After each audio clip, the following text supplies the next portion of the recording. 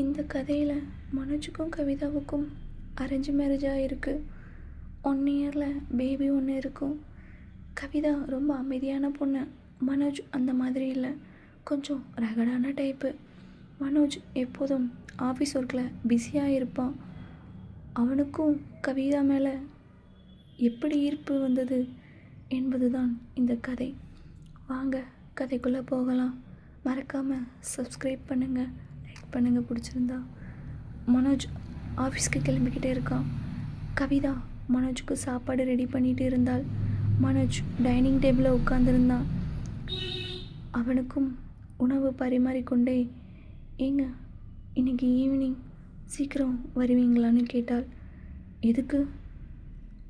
அது குழந்தைய ஹாஸ்பிட்டலுக்கு கூட்டிகிட்டு போகணும். ஏன், என்னாச்சு? அவனுக்கு ஒன்றும் இல்லை, சும்மா செக்கப் தான். இன்றைக்கி முடியாது, 1 வீக்கு கழிச்சு போகலாம். 1 வீக்கா? இவன் வேற ஒன்றுமே சாப்பிட மாட்டேங்கிறான், பால் மட்டும்தான் குடிக்கிறான். இதை எப்படி நான் இவர்கிட்ட சொல்ல போகிறேன்? கவிதா யோசித்துக்கிட்டே இருந்தா. அவளையே பார்த்த மனோஜ் என்னாச்சு கேட்க, அதுக்கு அவள் அது அவன் எந்த சாப்பாடும் சாப்பிட மாட்டேங்கிறான், பால் மட்டும்தான் குடிக்கிறான். அதான் டாக்டரை பார்த்துட்டு வரணும் அவள் சொல்ல. மனோஜ் அவளையே பார்த்தான். கவிதாவுக்கும் ஒரு மாதிரியாக தலையை குனிந்து கொண்டாள். மனோஜ் சரி ஈவினிங் சீக்கிரம் வரேன் சொல்லிட்டு கிளம்பிட்டான். கொஞ்ச நேரத்தில் குழந்தையும் ஐயோ இப்போ தானடா அவரை அனுப்புனேன், அதுக்குள்ளே நீயும் அழ ஆரம்பிச்சிட்டியா? அவனை குழந்தைய தூக்கி குளிக்க வச்சுட்டு அவனுக்கு சாப்பாடு கொடுத்தா. அவன் கையை ஃபுல்லாக அவள் கழுத்துக்கு கீழே தான் இருக்குது. நோ, இன்றைக்கி அம்மா ஒன்றும் தரமாட்டேன், இன்றைக்கி இந்த சாப்பாடு தான் உனக்கு.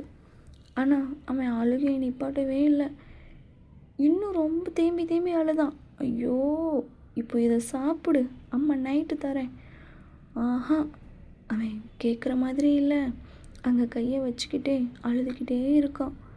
சரிடா இரு தரேன். அவன் குடிக்கிறான். பல்லு வேற முளைச்சிருச்சு, அப்படியே கடிக்கிறான்.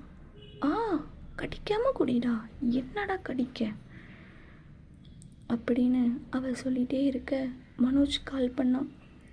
ஃபைலை மறந்து வச்சுட்டு போயிட்டான் போல்.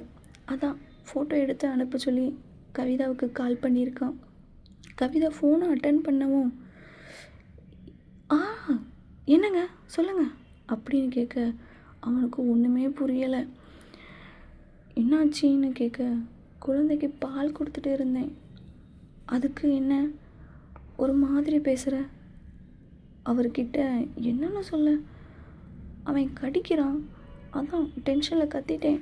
என்ன கடிக்கிறானா? ஐயோ இவர் வேற நோண்டி கேட்டுக்கிட்டே இருக்கிறாரு. சரி எதுக்கு கால் பண்ணீங்கன்னு கேட்டால், ஃபைலை அங்கே வச்சுட்டு வந்துட்டேன், நீ அவனை ஃபீட் பண்ணிவிட்டு இன்னைக்கு எனக்கு கால் பண்ண சொல்லிவிட்டு ஃபோனை வச்சுட்டான். இவன் வேற குடிக்க மாட்டேங்கிறான், அங்கே வாயை வச்சு விளையாடிக்கிட்டே இருக்கான். போதும்டா சேட்டை பண்ணது.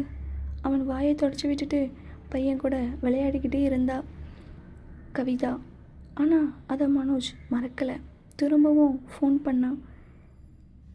என்ன, குழந்தை பிறந்ததுலேருந்து க்ளோஸாக இருந்ததே இல்லை அவ கூட. இப்போது மனோஜ்க்கு அந்த மாதிரி எண்ணங்கள் வர ரொம்ப நாள் நான் சும்மா தான் இருக்கிறேனா?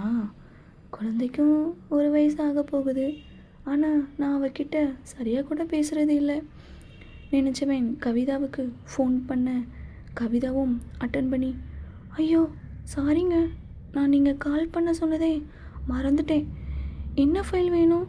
அவள் கேட்க, ஃபைல்லாம் ஒன்றும் வேண்டாம், கடிக்கிறான்னு சொன்னியே வலிக்குதா? அப்படியே அவளுக்கு ஒரு மாதிரி ஆகுது. என்ன திடீர்னு இந்த மாதிரி கேட்குறாரு? என்னங்க என்ன கேட்டீங்க? நீதான் சொன்ன கடிக்கிறான்னு, அதான் வலிக்குதான்னு கேட்டேன். அப்படிலாம் ஒன்றும் இல்லைங்கன்னு சொல்லிட்டு அவள் அமைதியாக இருக்க, நான் கிளம்பி வரவா, ஹாஸ்பிட்டல் போகலாம் சொல்ல. இப்போவே வா, ஈவினிங் தானே வரேன்னு சொன்னீங்க, ஈவினிங் போகலாங்க. என்னாச்சு இவருக்கு? கல்யாணம் ஆகி இவ்வளோ நாளில் இந்த மாதிரிலாம் கேட்டதே இல்லை. அவள் யோசிச்சுக்கிட்டே இருக்க, சரி நான் வீட்டுக்கு வரேன்னு மனோஜ் சொல்லிவிட்டு ஃபோனை கட் பண்ணிட்டான்.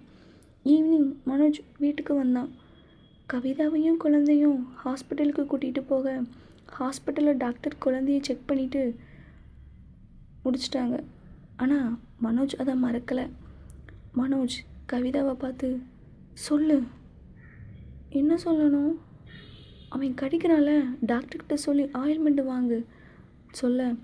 கவிதாவுக்கு ஒரு மாதிரி ஆகுது. டாக்டரும் அதுக்கு குழந்தைக்கு பால் கொடுக்கறத கம்மி பண்ணுங்க, சாப்பாடை சேர்த்துக்கோங்கன்னு சொல்ல சரின்னு கிளம்பிட்டாங்க. நைட்டு வீட்டுக்கு வந்துட்டாங்க. டின்னர் ரெடி பண்ணி டைனிங் டேபிளில் கொண்டு வந்து வச்சா. மனோஜ் கவிதாவை பார்த்துக்கிட்டு இருந்தான். என்ன இவர் இப்படி பார்க்குறாரு? சாப்பிட வாங்கன்னு மனோஜை கூப்பிட்டா. சாப்பிட்டு முடிச்சுட்டு தூங்க போனால் பையன் அழுதுகிட்டே இருக்கான். பால் கொடுத்தா தானே தூங்குவான். மனோஜ் வர பெட்டில் உட்காந்து லேப்டாப்பே பார்த்துக்கிட்டே இருக்கான். கவிதாவுக்கும் கோபம் வருது. அதை பார்த்த மனோஜ் குழந்தைய வாங்கி சமாதானப்படுத்தி தூங்க வச்சுட்டான். கவிதாவும் போய் ஃப்ரெஷ் ஆகிட்டு வெறும் நைட்டி மட்டும் போட்டுட்டு வரா. மனோஜ் அதை பார்த்துட்டு, கிட்டவான்னு அவளை கூப்பிட அவளும் கிட்ட போய் நிற்கிறாள். மனோஜ் ஆயில்மெண்ட் போட்டியான்னு கேட்குறான்.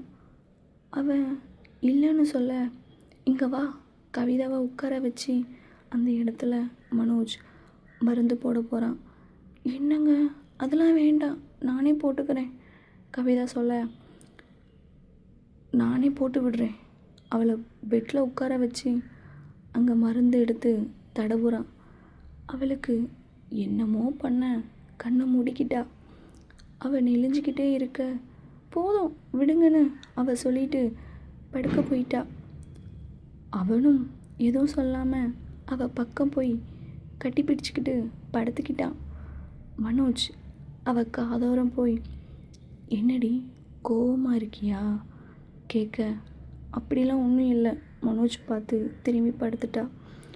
மனோஜ் அவளை இன்னும் நெருக்கமாக கட்டி பிடிச்சிக்கிட்டு அப்படியே கிஸ் பண்ணா உதட்டில். அந்த முத்தம் அப்படியே ரொம்ப டீப்பாக போகுது. அவன் மேலே ஏறி எனக்கு வேணும் கேட்க, என்ன வேணும்? நீ தான் வேணும். ஐயோ அதெல்லாம் முடியாது, சும்மாவே வலிக்குது, நீங்கள் பார்த்துக்கிட்டு தானே இருக்கீங்க. அதெல்லாம் முடியாதுன்னு சொல்ல, ரொம்ப நாள் ஆச்சுடி, கண்ட்ரோல் பண்ண முடியாது. இல்லை வேண்டாம். அவனை கட்டி பிடிச்சிக்கிறா.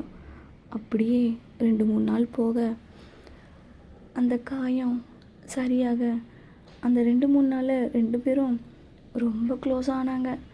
ஒரு நாள் நைட் கவிதாவை பார்த்ததும் அவனால் கண்ட்ரோல் பண்ண முடியலை.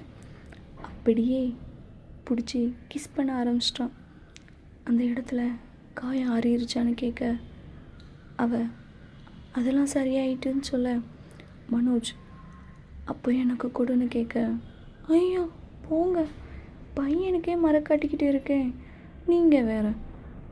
அதெல்லாம் முடியாது, எனக்கு வேணும்.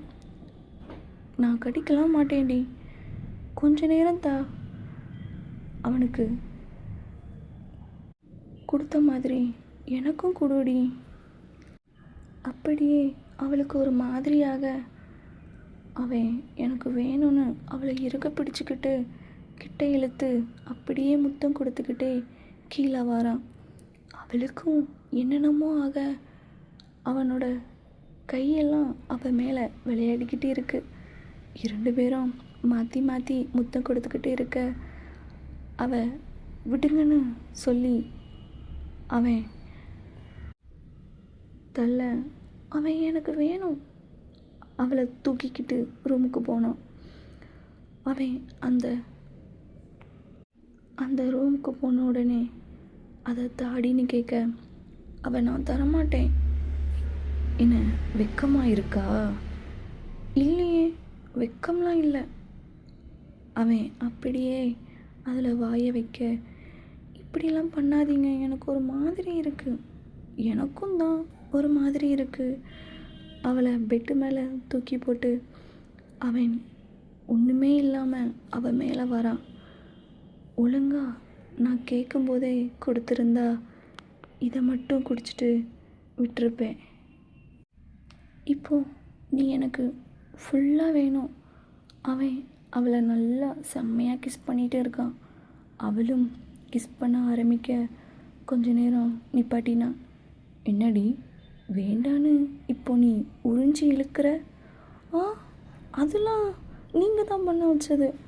அவன் அந்த இடத்துல வாயை வைக்க, ஐயோ விடுங்க சொல்ல, கடிக்க மாட்டேன்டி கொஞ்ச நேரம். ஐயோ இப்போவே நீங்கள் கடிச்சிக்கிட்டு தான் இருக்கீங்க. அவன் அந்த இடத்த பிடிச்சி அமுக்குறான். அப்படியே அவளுக்கு போதை ஏறுது. கொஞ்ச நேரம் அவன் குடிச்சிக்கிட்டு அப்படியே மாற்றி மாற்றி குடிக்கிறான். அப்படியே கீழே வர கொஞ்சம் மெதுவான்னு அவ சொல்ல, அப்படிலாம் முடியாது, வலிச்சா பொறுத்துக்கோ, என்னாலலாம் மெதுவாக பண்ண முடியாது. அவன் பண்ண ஆரம்பிக்க அவள் ஃபஸ்ட்டு தள்ளி விட, ஆனால் அது அப்படியே அரை மணி நேரத்தை தாண்டி போயிட்டு இருக்கு. அவள் வலிக்குது விடுங்கன்னு சொல்ல, கொஞ்ச நேரம்டி. அவன் நகர அவனை பார்த்து விடுங்கன்னு சொல்ல, விட்டுட்டு தாண்டி இருக்கேன். அவன் சொல்ல, ஐயோ இதை இல்லை, என்ன சொன்னேன்? அவன் அவளை பார்க்க வந்து அந்த இடத்துல கையை வச்சு அமுக்கிக்கிட்டு நல்லா இருக்குதான்னு கேட்டுக்கிட்டு அப்படியே கிஸ் பண்ணான்.